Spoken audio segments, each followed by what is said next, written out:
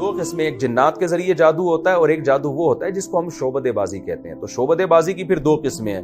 ایک وہ جو یوٹیوب پہ آپ کو ویڈیوز نظر آ رہی ہیں جس میں نظر کا دھوکا ہوتا ہے، ہوتا کچھ بھی نہیں ہے. اور ایک شعبدے بازی وہ ہے جس کو مسمرزم کہا جاتا ہے، دماغ کو کیپچر کر لیا جاتا ہے. تو یہ ایک جادو کی جو بڑی قسم ہے وہ ہے جنات کے ذریعے جادو. جنات کے ذریعے جادو یہ ہوتا ہے کہ دیکھیں جنات بھی کسی کو نظر نہیں آتے.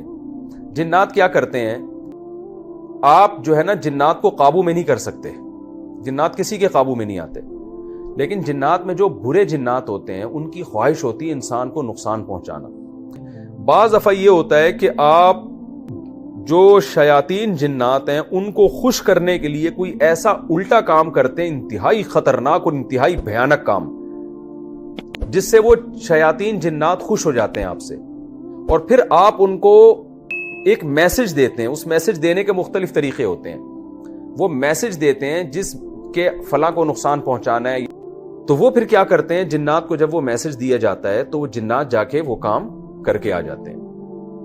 اس کی مثال ہے جیسے بعض لوگ کیا کرتے ہیں، جو مرغی کے چوزے ہوتے ہیں ان کو زندہ دفن کر دیا مٹی کے اندر. ابھی ایک بڑا وحشیانہ کام ہے.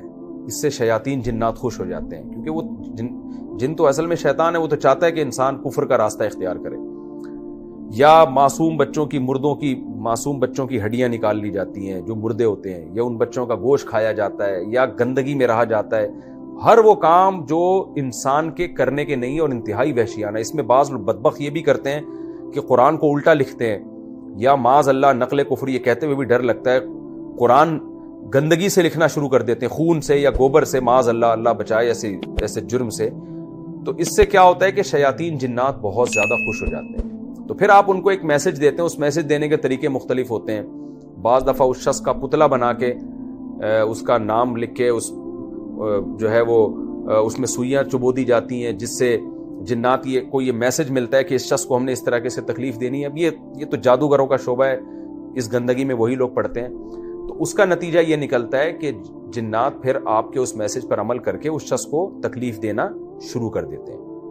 وہ تکلیف تو نظر آ رہی ہوتی ہے لیکن اس تکلیف کا سبب آپ کو نظر نہیں آ رہا ہوتا کیونکہ جنات نظر نہیں آتے. تو اس بیس پر بھی اس عمل کو جادو کہا جاتا ہے. کیونکہ میں نے جادو کی ڈیفینیشن آپ کے سامنے یہ بیان کی کہ رزلٹ ہے لیکن اس کے اسباب نظر نہیں آ رہے نا. ڈاکٹر پریشان ہوتے ہیں بندے کو کیا ہو گیا، یہ کیوں کلا بازیاں کھا رہا ہے، یہ کیوں جو ہے اس کو تکلیف کیوں ہو رہی ہے، اور روزانہ وہ گھل رہا ہوتا ہے. 99% تو نفسیاتی بیماریاں ہوتی ہیں، جنات نہیں ہوتے. لیکن 1% بعض دفعہ جنات بھی ہوتے ہیں جو انسان کو تنگ کر رہے ہوتے ہیں. ان جنات کو میسج دیا ہوتا ہے کسی نے. تو یہ جادو کی ایک قسم ہے. تو ہمارے نبی صلی اللہ علیہ وسلم پہ جو جادو ہوا تھا وہ یہ جنات والی قسم کا جادو تھا. آپ صلی اللہ علیہ وسلم پر جو ہے وہ کنویں کے اندر جادو کیا گیا تھا. سورہ فلق سورہ ناس کی تفسیر میں اس کو ڈیٹیل سے بیان کر چکا ہوں. تو یہ جو پہلی قسم ہے جادو کی جس میں شعبدے بازی ہوتی ہے، جو یوٹیوب پہ ویڈیوز آ رہی ہیں، ٹانگ کاٹ کے الگ کر دیا اور پھر جوڑ دیا، اس جادو سے ہر ایک کی نظر دھوکا کھاتی ہے، چاہے عقل مند ہو یا بے وقوف ہو. کیونکہ یہ تو نظر بندی ہے نا ایک طرح کی. اس سے ہر ایک دھوکا کھا سکتا ہے. بڑے بڑے عقل مند لوگ بھی دھوکا کھا سکتے ہیں. کیونکہ آپ جب جائیں چڑیا گھر میں اور دیکھیں کہ لومڑی ہے اس کے سر پہ عورت کا سر لگا تو ہر آدمی پاگل ہو جاتا ہے دیکھ کے، یار یہ ہو کیا رہا ہے. تو جب تک اس کی لاجک سامنے نہیں آتی یہ اثر ہر ایک پر ہوتا ہے. دوسری جو قسم میں نے بیان کی کہ دماغ کو کیپچر کر لینا، یہ ہر ایک پر نہیں ہوتا. یہ بہت مشکل ہے.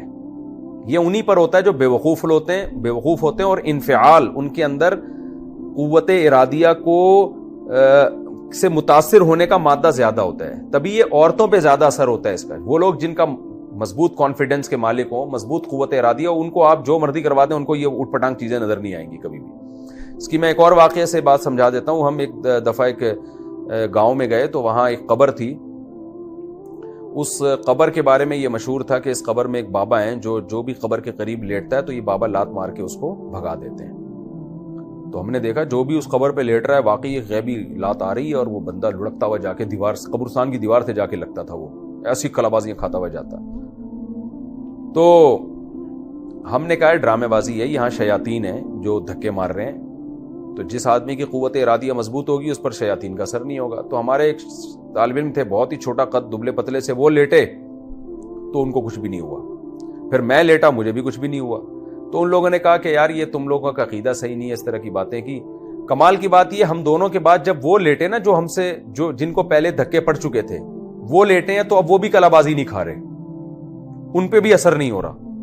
تو وہ اٹھ کے ہمیں کہنے لگے تم لوگوں نے پتہ نہیں کیا کیا, یہاں پہ بزرگ کی کرامت کی ختم کروا دی, تمہاری نحوست ہے. ہمیں گالیاں دینا شروع کر دی, انہوں نے برا بلا کہنا. ہم نے کہا یہ کوئی کرامت ورامت نہیں ہے, اصل میں یہاں شیطان ہے, شیاطین یہاں ہیں, جنات ہیں. جب جنات نے دیکھا کہ ایک شخص کی قوت ارادی مضبوط ہے تو جنات وہاں سے شارٹ ہو گئے, اب وہ تم پہ بھی اثر نہیں کر پا رہے ہیں. تو جنات کا جادو ہو یا یہ جو مسمرزم والا جادو ہو, یہ عام طور پر ان پر اثر انداز ہوتا ہے جن کی قوت ارادیہ کمزور ہوتی ہے. اس میں مسلم اور غیر مسلم کا فرق نہیں ہے. آپ ہندو ہیں لیکن قوت ارادیہ مضبوط ہے, آپ پہ جادو اثر نہیں کرے گا. آپ مسلم ہیں لیکن عاملوں کے چکر میں پڑے ہوئے ہیں, ہر وقت جن چڑیل بھوت سے ڈر لگا ہوا ہے, تو آپ پر اثر ہو جائے گا. لوگ سمجھتے ہیں نیک آدمی پہ اثر نہیں ہوتا, اس کا نیک سے تعلق نہیں ہے.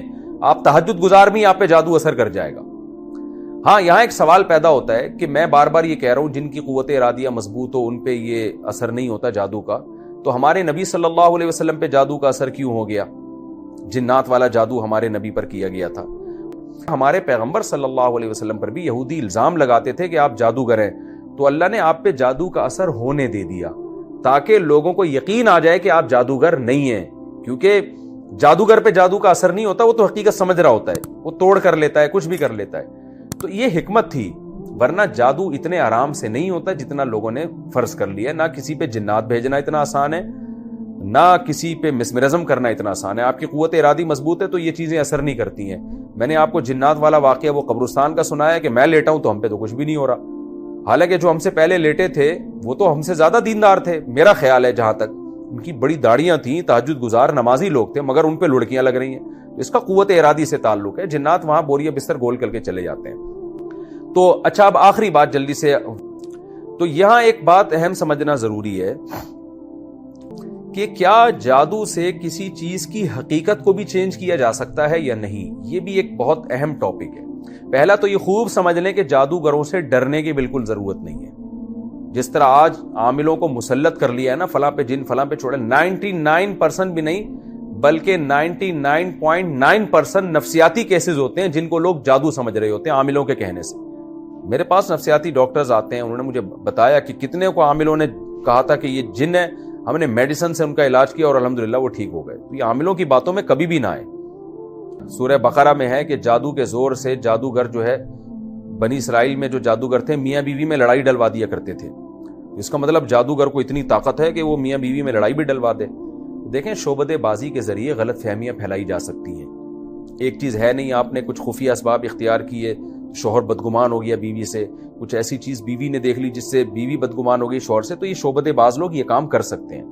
تو اس میں وہ شعبدے بازی والا جادو بھی ہو سکتا ہے, اس سے مراد مسمرزم بھی ہو سکتا ہے, اس سے مراد جنات بھی ہو سکتے ہیں. شیاطین بعض دفعہ وسوسے ڈالنا شروع کر دیتے ہیں, تو خام خواہ میں اچھی بھلی بیوی کے بارے میں الٹے وسوسے آتے ہیں. لوگ ہوتے ہیں نا وہمی, تو یہ کام شیاطین کرتے ہیں. ورنہ جادوگر کے پاس حقیقت میں اتنی پاور نہیں ہے کہ جب چاہے میاں بیوی میں طلاق ڈلوا دے.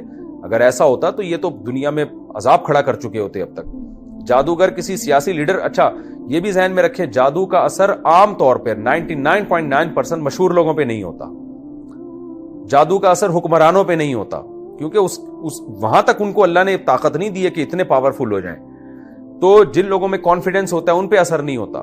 تبھی آپ دیکھیں ہزاروں جادوگر جنہوں نے موسیٰ علیہ السلام کو دکھایا کہ لاٹھیاں سانپ بن رہی ہیں, فرعون کا کچھ نہیں بگاڑ سکے وہ.